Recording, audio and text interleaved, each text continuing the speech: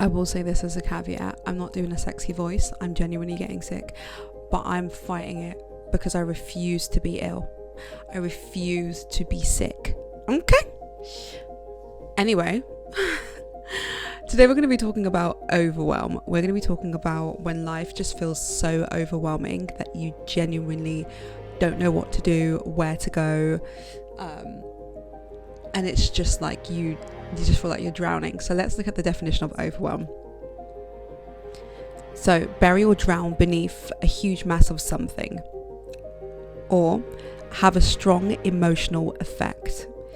And then this is a definition from a therapist on YouTube. Overwhelm can be triggered by a high workload, emotional stress, life transitions, information overload, or perfectionism, just to give a few examples. So that's telling you from the get-go. There are multiple reasons as to why you could feel overwhelmed. For me, I know that I get overwhelmed if I am taking on too much work, but also if I feel like I don't know where I'm going next and there's a lot of information being thrown at me, so like information overload. So for example, okay, this is random. When I started my last business, I was like, okay, I want it to be a specific way, like I want to have my events every month and blah blah blah blah. And then it was like, okay, so how are you going to run your events? I was like, I don't know. So I started Googling. I think that was a big mistake, because I think sometimes you can just Google certain things like how to structure a business and then go from like a basic definition of that. But what I was doing was like, I was looking at the micro, how to email this particular company, and like I was getting overwhelmed by the amount of information that there is, because everyone does something differently, everyone runs an event differently, everyone runs, their community differently. So to try and follow a blueprint when there isn't a specific blueprint, like it's not like you have to go to law school to become a lawyer and there's like a curriculum that you're going to follow. When you're running a business, there just isn't one. Like you can look at ones like how to set up an LLC, like that specifically has like a step 1, 2 and 3. That's different.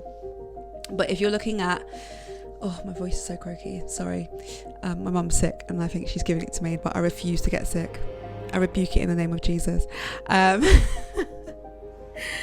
So like if you're looking at how to open up an LLC, that's very specific, step 1, step 2, step 3 and 4. If you're looking at how to run a community, there are 1,000 different ways to do it. Like there is no right way to run your community, to host an event, to do specific things. Same way there isn't a specific way to raise a child. Like there's just no one size fits all. It's what works for your household, it's what works for your business, if it works for your community, what works for you. And I think rather than just accepting that, I was like, no, there has to be one way to do it. So I'm like Googling ways and looking at different YouTubes and reading books and listening to podcasts, and I'm getting overwhelmed because everyone does it differently. Like there is no one size fits all. And it's almost like I was trying to force a square peg for a round hole. Like it just wasn't going to work. And I just got really, really overwhelmed. And the way that I deal with overwhelm is I kind of just shut down. So I stopped posting on Instagram, and I did that multiple times throughout the journey of that business, because when I get overwhelmed, I have to take a step back, which obviously isn't good, because when you're running a business, you want to be as consistent as possible. Consistency is the key to growth. And I was just like adamant that if I am overwhelmed, stepping back is the best thing for me as opposed to pushing through. And this is one thing that I've definitely learned through having my first business that I'm going to be applying to my second, which is, and not just my second business, but like life in general. When you get overwhelmed, there are times when you can take a step back, and there are times when you genuinely have to just push through. And learning the difference between the two times it's so important. I can't even stress to you guys how important it is to fully understand the difference between when do I genuinely just push through and suck it up, or when do I take a step back, take a pause, And I'm going to dive into the 2 ways that I have identified the differences for myself, and hopefully this will help anyone who's like, when I feel overwhelmed, I don't know, I just stop doing what I'm doing, or I become really self-destructive, and the way that I interact with people is very, very sharp and aggressive, or I completely emotionally shut down and I stop talking to everyone completely. Or someone might be on the complete opposite side of that, where they're like, I actually just go like micro aggressive with work. Like, I get down to the particulars. I throw myself into work to the point where people are like, you should slow down, and I'm like, I gotta actually speed up, bitch. Like, let's find a happy medium between the 2, but also let's acknowledge the times when you need to genuinely take a step back and give yourself some grace. And yeah, let's dive into those, because it's not one size fits all, but I'm hoping that this will fit you. Hey, see what I did there? Jeez. Bars. Quick drink. My throat is hurting. So, there are 2 very specific ways that I have identified within myself that it's either like A or B, and depending on which one it will give me basically the result. What the fuck did I just say?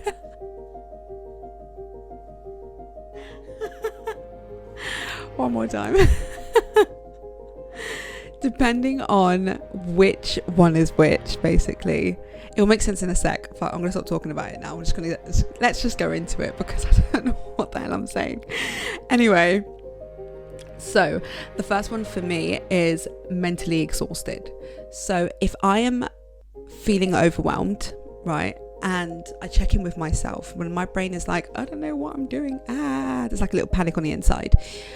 When I check in with myself, if I am mentally exhausted, and for me, when I'm mentally exhausted, I always feel physically exhausted as well. So that's also another way that I know there's a correlation between the 2. Like, if I'm ever feeling ridiculously physically exhausted, I need to check in with my brain, because it's more than likely I'm not just feeling tired. Something is happening upstairs that is making me feel tired.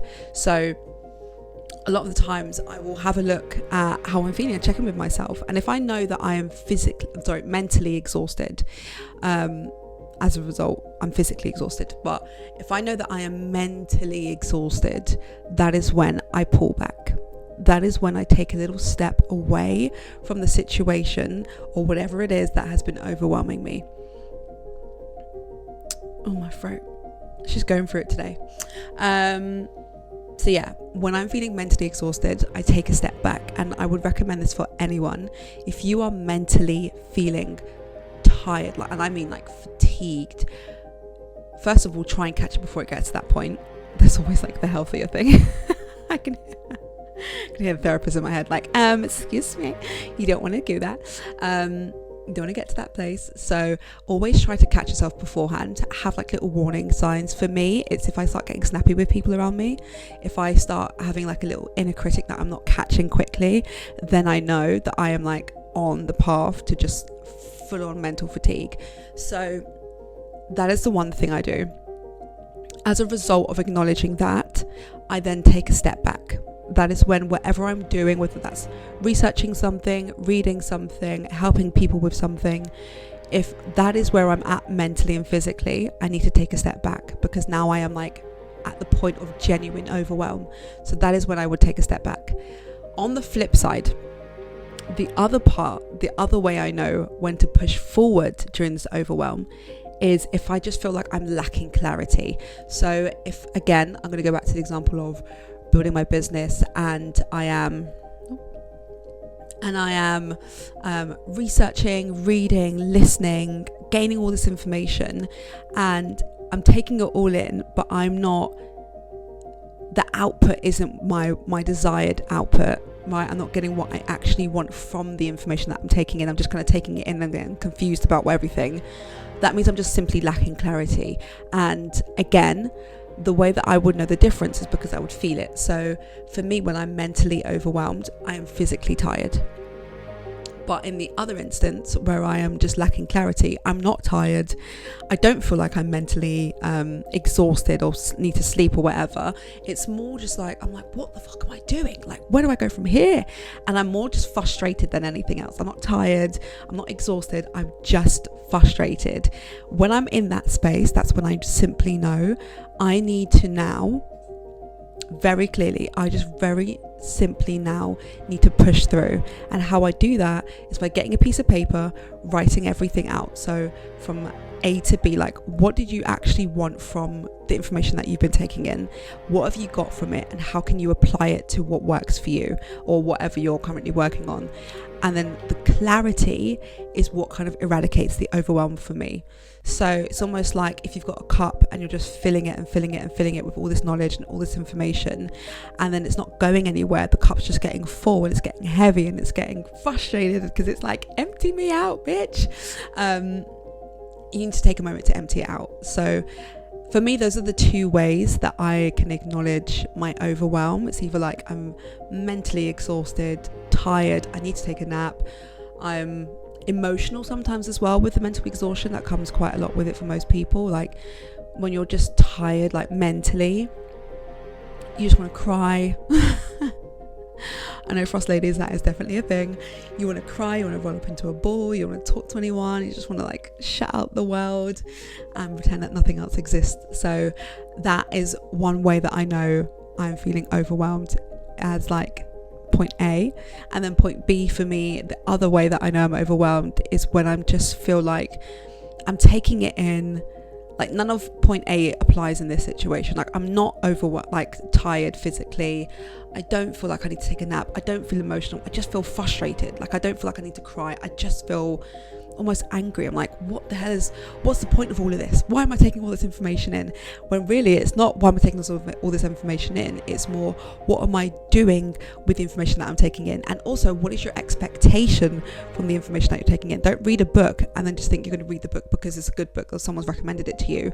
Like, are you reading the book because you want to gain something from it, because you want to apply something, a principle from that book to your life, to your business, to your relationship, whatever it is?